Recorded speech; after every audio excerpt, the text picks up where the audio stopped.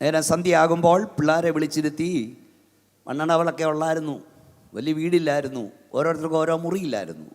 സന്ധ്യയാകുമ്പം പിള്ളേരെ വിളിച്ചിരുത്തി സന്ധ്യാപ്രാർത്ഥന നടത്തുമായിരുന്നു. അല്ലാതെ ആഹാരം കൊടുക്കത്തില്ല. ഇവിടെ ഇരിക്കുന്ന യാക്കോബയോ കത്തോലിക്കയോ മർത്തോമയോ CSO CMSO ഒന്നും അതിൽ പ്രശ്നമല്ല. ഇനി ഹിന്ദു സഹോദരങ്ങൾ പോലും സന്ധ്യയ്ക്ക് അത് ചെയ്യുമായിരുന്നു. നമ്മുടെ നാട്ടുകാർ ഉറങ്ങാൻ പോയിരുന്നത് നമ്മുടെ ക്രിസ്തീയ വീട്ടിൽ നിന്നുള്ള പാട്ടുകൾ കേട്ടുകൊണ്ടായിരുന്നു. ആരുമേനിക്കില്ലെന്നോ ഞാൻ ഏകനായി തീർന്നു പഠിക്കേ.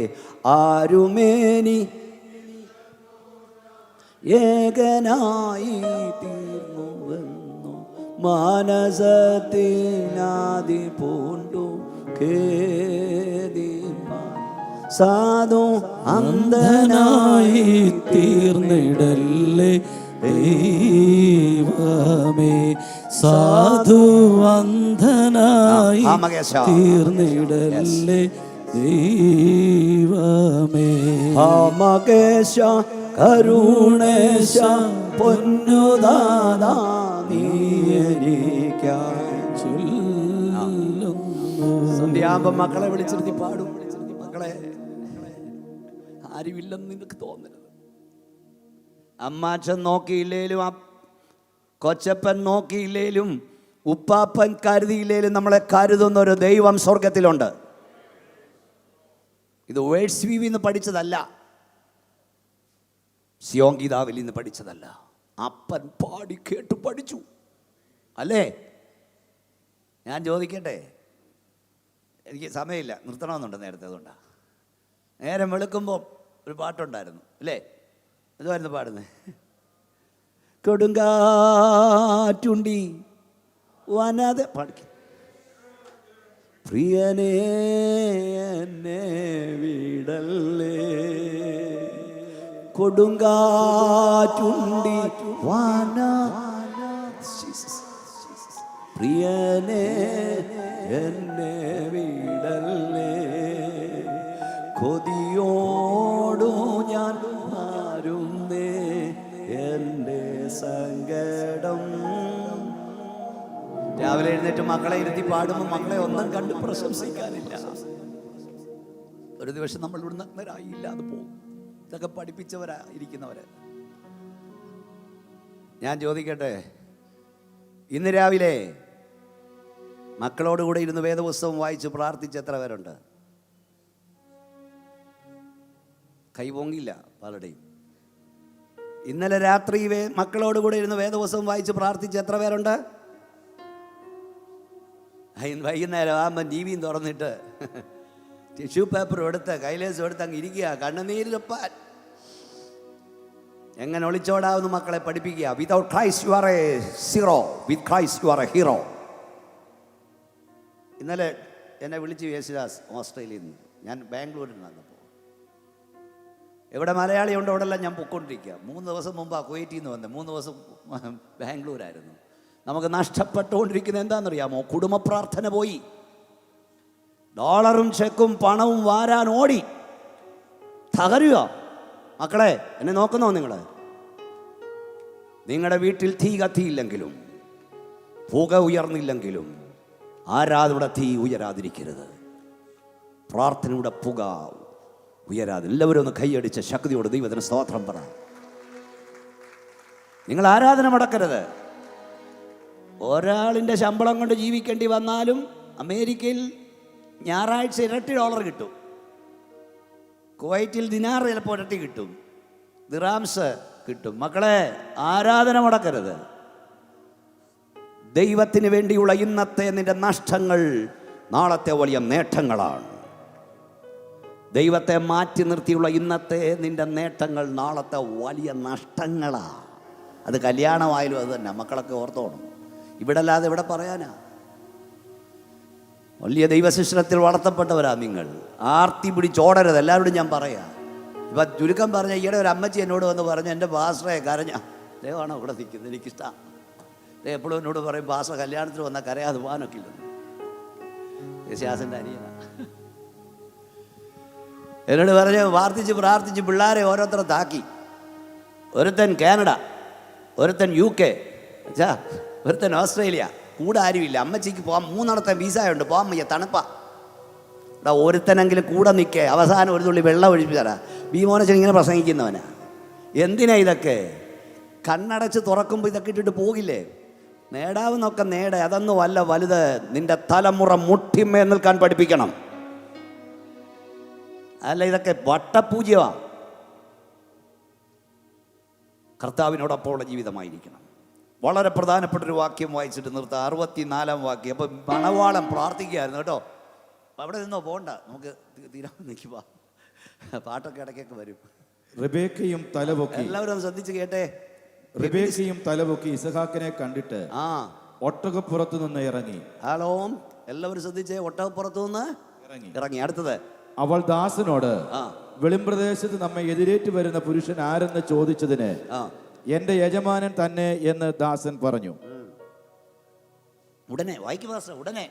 അപ്പോൾ അവൾ ഒരു മൂടുപടം എടുത്ത് തന്നെ മൂടി. കണ്ടോ, മതി. നീയോട് നോക്കിയെല്ലാവരും. ഇസഹാക്ക് പ്രാർത്ഥിക്കാണ്ടിരിക്കുകയായിരുന്നു. പ്രാർത്ഥിച്ചോണം മക്കളെ, ചുറ്റിക്കറങ്ങി നടക്കരുത്. ബസ് സ്റ്റാൻഡിലും റെയിൽവേ സ്റ്റേഷനിലും കോളേജ് ക്യാമ്പസിലും ഇങ്ങനെ ഇണയെ തേടി നടക്കണ്ട. നീ പ്രാർത്ഥിച്ചാൽ ദൈവം നിനക്ക് വേണ്ടി കരുതി കൊണ്ട് തരും. ഇവിടെ ഇസഹാക്കിനെ കണ്ടപ്പോൾ ഭർത്താവാന്ന് അറിഞ്ഞിട്ടല്ല. എന്നെ നോക്കിയേ, അവരെ കണ്ടപ്പോൾ ഈ റിബേക്ക എന്നാ ചെയ്തത്? പറയാച്ചാ എന്നാ ചെയ്ത്?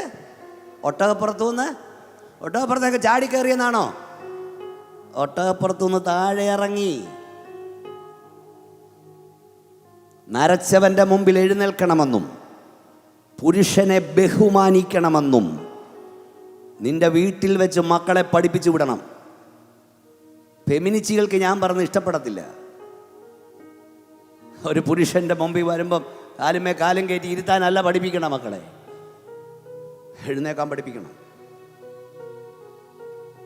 പഠിപ്പിക്കണം. വിനയം, താഴ്മ, അനുസരണം ഒരു ഭാര്യയുടെ മുഖമുദ്രയായിരിക്കണം. സ്നേഹം, കരുതൽ, സംരക്ഷണം ഒരു പുരുഷൻ്റെ മുഖമുദ്രയായിരിക്കണം. അടുത്ത പദം എന്താ എഴുതിയേക്കുന്നത്? അവൾ അറിഞ്ഞുകൊണ്ടല്ല എൻ്റെ ഭർത്താവാന്നാണോ? ആണോ വാസന്മാരെ? അല്ല, ഒരു പുരുഷനെ കണ്ടെന്നേ ഉള്ളൂ.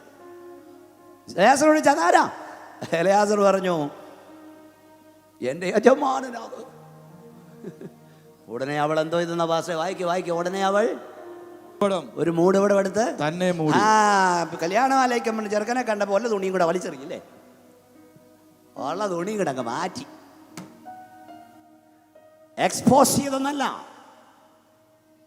റിമൂവ് ചെയ്തെന്നല്ല, കവറിങ് ചെയ്തു. വസ്ത്രം ധരിക്കുന്നത് നഗ്നത പ്രദർശിപ്പിക്കാനാകരുത്, നഗ്നത മറയ്ക്കാനാകരിക്കണം. കരുതലും സ്നേഹവും ഒക്കെ വീട്ടിൽ നിന്ന് പഠിപ്പിച്ചു വിടണം മക്കളെ, അനുസരണമൊക്കെ.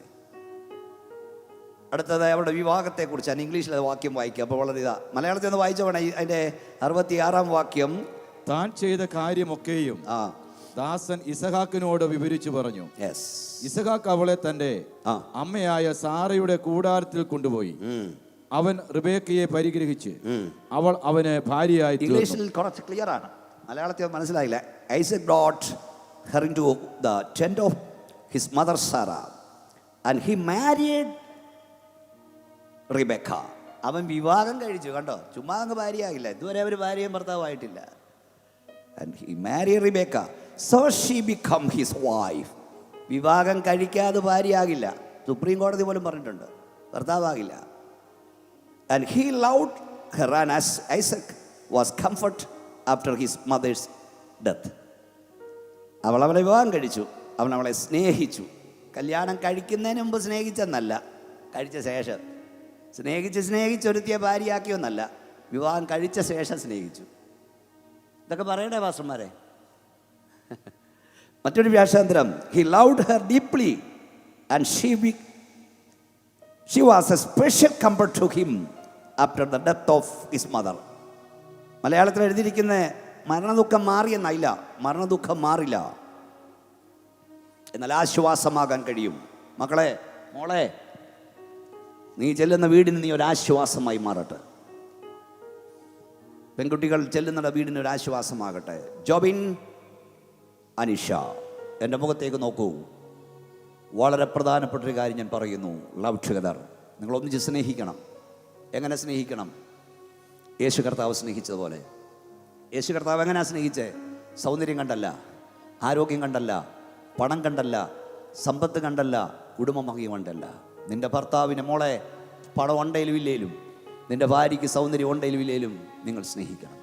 എൻ്റെ ഭാഷയെ പറഞ്ഞാൽ കണ്ണുകുഴിഞ്ഞാലും കവളൊട്ടിയാലും പേഴ്സ് കാലിയായാലും കുറയാത്ത സ്നേഹമുള്ളവരായിരിക്കണം. ഈ ക്യാമറ മുഴുവൻ നിങ്ങളുടെ പേർക്കാ. എനിക്ക് ഇഷ്ടപ്പെട്ടവരാണ് ക്യാമറ ചെയ്യുന്നത്. എത്ര ക്യാമറയാ നിങ്ങളുടെ പേർക്കാ. ഇത് കഴിയുമ്പോൾ ഒരു നല്ല ആൽബം തരും. നിങ്ങൾ തന്നെ അതിശയിക്കും, ഇത്ര ഗ്ലാമർ നിങ്ങൾക്ക് കൊണ്ടുവന്ന്. സുന്ദര ഒരു ക്യാമറ നോക്കിയേ. ഇരിക്കുന്നവരെല്ലാം ഇതുപോലെ ഇരുന്നവരാ. അവരുടെയൊക്കെ ആൽബം നോക്കണം. എന്തോ സുന്ദരനും സുന്ദരിയുമായിരുന്നു. പക്ഷെ ഇപ്പോൾ ഓരോന്നിൻ്റെ പരുവം കണ്ടില്ലേ? ഇത്രയേ ഉള്ളൂ സൗന്ദര്യം. ഇതൊക്കെ പോകും. കുറയാത്ത സ്നേഹമുള്ളവരാകണം. എല്ലാ മാതാപിതാക്കളോടും ഞാൻ പറയാം, ഇന്ന് നിങ്ങളുടെ മക്കളോട് ഞാൻ പറയാം, മാതാപിതാക്കളോട് നിങ്ങൾ എന്ത് ചെയ്യുമോ നാളെ നിങ്ങളുടെ തലമുറ നിന്നോടത് ചെയ്തിരിക്കും. നിനക്ക് ദീർഘായുസ്സുണ്ടാകാൻ നിന്റെ അപ്പനെയും അമ്മയെയും ബഹുമാനിക്കുക. ഞാൻ ഈ കഴിഞ്ഞ ദിവസം നടത്തിയ ഒരു കല്യാണം ഒറ്റയാഴ്ച കൊണ്ട് 1,00,000 ആളുകൾ യൂട്യൂബിലൂടെ കണ്ടു. 4-5 ലക്ഷം ആളുകൾ ഫേസ്ബുക്കിലൂടെ കണ്ടു.